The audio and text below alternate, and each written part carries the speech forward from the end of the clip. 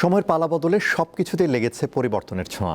বদলে যাচ্ছে জীবনযাপন, বদলাচ্ছে চিরচেনা ঈদের কেনাকাটার ধরনও।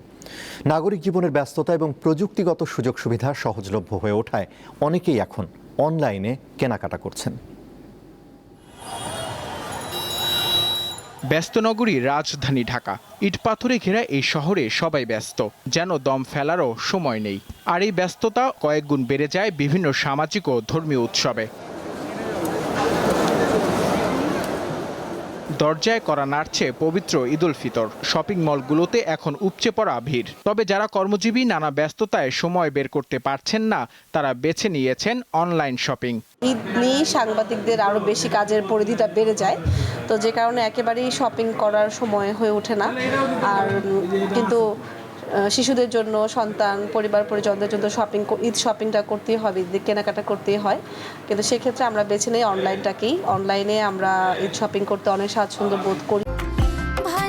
আরএফএল ওয়াট্রো যত্নে রাখতে জানি। ইনসেক্ট রিপেলেন্ট মাস্টার ব্যাচ যুক্ত আরএফএল ওয়াট্রো কাপড় যত্নে রাখার নাম্বার 1 সলিউশন। মিরপুরের বাসিন্দা শাম্মী আক্তার রুম্মানও অনলাইন শপিং এর পক্ষে। নানা ঝক্কি ঝামেলা পেরিয়ে মার্কেটে যেতে রাজি নন তিনি। অনলাইনে যে জিনিসটা হয় যে এই গ্যাদারিং বা এই যানজটটা হ্যাজেল এটা নিতে হয় না, তখন হচ্ছে খুব সহজে আমরা ওইখান থেকে এই প্ল্যাটফর্ম থেকে এটা নিয়ে নিতে পারছি। নতুন সরকারের প্রথম ঈদে অনলাইন উদ্যোক্তারা ভালো বেচা বিক্রির প্রত্যাশা করছেন। ঈদের আগ মুহূর্তে কেনাকাটা আরো বাড়বে বলেও জানান তারা। কে কেন্দ্র করে আমাদের দেখা যায় তুলনামূলকভাবে অনেক বেশি অর্ডার হচ্ছে এখন তো আসলে অনলাইনে প্রচুর সাড়া।